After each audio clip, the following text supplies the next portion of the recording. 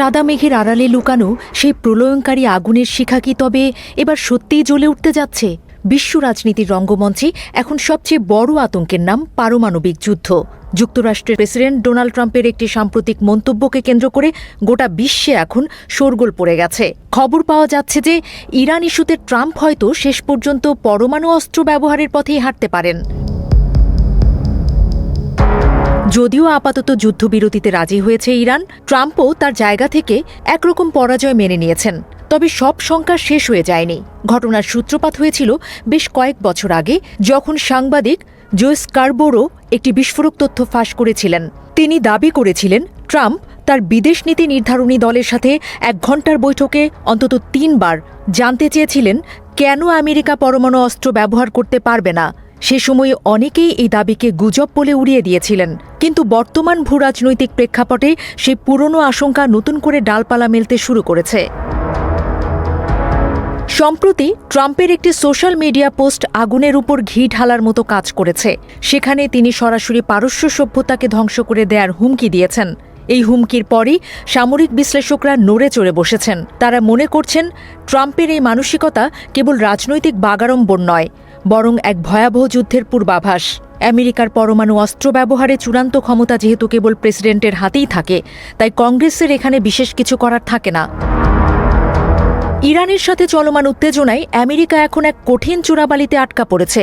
যুদ্ধের ময়দানে ইস্পাহান বা খার্ক দ্বীপের মতো গুরুত্বপূর্ণ কৌশলগত স্থানে মার্কিন বাহিনী যদি বড় কোনো বাধার সম্মুখীন হয়, তবে ট্রাম্প হয়তো পিছু হটবে না। পরাজয় মেনে নেয়ার চেয়ে তিনি যুদ্ধের তীব্রতা বহুগুণ বাড়িয়ে দিতে পারেন বলে ধারণা করা হচ্ছে। আর এই তীব্রতা বৃদ্ধির চূড়ান্ত রূপ হতে পারে পারমাণবিক বোমার ব্যবহার। ইতিমধ্যেই মার্কিন সামরিক বাহিনীর উচ্চপদস্থ কর্মকর্তাদের মধ্যে অস্থিরতা লক্ষ্য করা যাচ্ছে। বিমান বাহিনীর জেনারেল ড্যান কেইন গত ফেব্রুয়ারিতেই ইরানের উপর হামলার পরিণাম নিয়ে সতর্ক করেছিলেন, কিন্তু শোনা যাচ্ছে যে ট্রাম্প প্রশাসন সেই সতর্কবাণী কানেই তোলেনি। এমনকি বেশ কয়েকজন জেনারেল আকস্মিকভাবে পদত্যাগ করেছেন বলেও গুঞ্জন শোনা যাচ্ছে। ধারণা করা হচ্ছে যুদ্ধের কৌশল নিয়ে মতবিরোধের কারণেই তারা সরে দাঁড়িয়েছেন।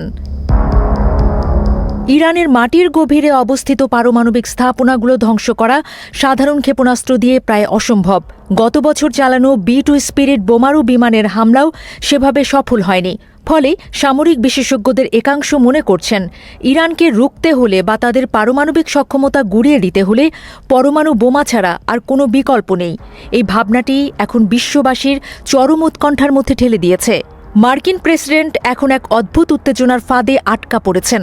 যদি তিনি এখন নমনীয় হন, তবে তা ইরানের কাছে পরাজয় হিসেবে গণ্য হবে। আবার বর্তমান পরিস্থিতি বজায় রাখাও কঠিন হয়ে পড়ছে, কারণ ইরানও পাল্টা জবাব দিয়েছে সমান তালে। এই দোটানা থেকে বেরিয়ে আসতে ট্রাম্প হয়তো চরম কোনো পথ বেছে নিতে পারেন, যা মানবজাতির জন্য বয়ে আনতে পারে চরম বিপর্যয়।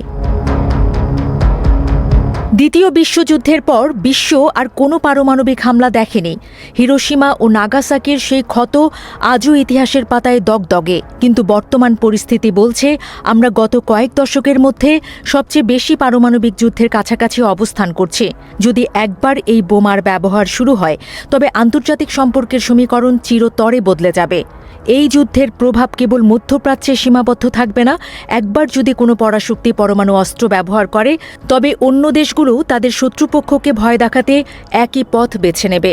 ছোট রাষ্ট্রগুলো তখন নিজেদের অস্তিত্ব রক্ষায় মারিয়া হয়ে পারমাণবিক শক্তি অর্জনের প্রতিযোগিতায় নামবে।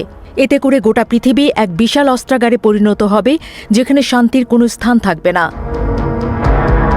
ব্র্যান্ডন উইকার্টের মতো নিরাপত্তা বিশ্লেষকরাও এই পরিস্থিতির ভয়াবহতা নিয়ে সতর্ক করেছেন। তাদের মতে ট্রাম্প প্রশাসন যেভাবে শীর্ষ সামরিক কর্মকর্তাদের পরামর্শ উপেক্ষা করছে, তাতে যে কোনো সময় অঘটন ঘটে যেতে পারে। খার্ক দ্বীপে স্থল অভিযানের ব্যর্থতা মার্কিন প্রেসিডেন্টের জেদকে আরও বাড়িয়ে দিতে পারে, আর সেই জেদের বলি হতে পারে লাখ লাখ নিরপরাধ মানুষ। আন্তর্জাতিক মহল এখন রুদ্ধশ্বাসে অপেক্ষা করছে পরবর্তী পদক্ষেপের জন্য। একদিকে ইরানের অনমনীয় অবস্থান, অন্যদিকে ট্রাম্পের ধ্বংসাত্মক হুমকি।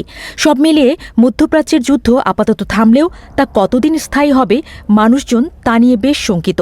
কূটনীতির টেবিলে সমাধান না খুঁজলে পৃথিবী হয়তো এক অন্ধকার যুগের দিকে ধাবিত হবে।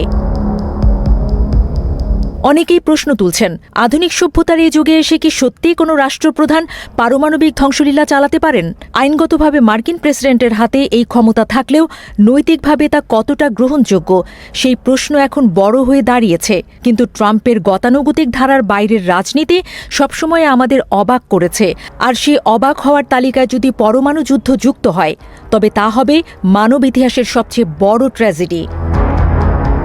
ইরানের বিমান প্রতিরক্ষা ব্যবস্থা এখন আগের চেয়ে অনেক বেশি শক্তিশালী। গত কয়েকদিনের সংঘাতে আমেরিকার কয়েকশো মিলিয়ন ডলারের যুদ্ধবিমান ধ্বংস হয়েছে বলে খবর পাওয়া গেছে। এই ক্ষয়ক্ষতি ট্রাম্পের মতো একজন নেতার পক্ষে মেনে নেওয়া সহজ নয়। সামরিক শক্তি প্রদর্শনের নেশা শেষ পর্যন্ত পারমাণবিক বোতামে হাত রাখতে বাধ্য করবে কিনা সেটি এখন কোটি টাকার প্রশ্ন। আসলে আমরা এক অনিশ্চিত ভবিষ্যতের দিকে এগিয়ে যাচ্ছি। ক্ষমতার লড়াই আর অহংকারের দণ্ডে পারস্য সভ্যতা বা বিশ্বশান্তি আজ হুমকির মুখে। পরমাণু অস্ত্রের ছায়া যদি একবার দীর্ঘ হয় তবে সেই অন্ধকার থেকে বেরিয়ে আসার পথ হয়তো আর কোনোদিন খুঁজে পাওয়া যাবে না। সভ্যতার চাকা কি তবে ধ্বংসের দিকেই ঘুরছে, নাকি শুভবুদ্ধির উদয় হবে শেষ মুহূর্তে? উত্তরটা হয়তো সময়ের গর্তেই লুকিয়ে রয়েছে।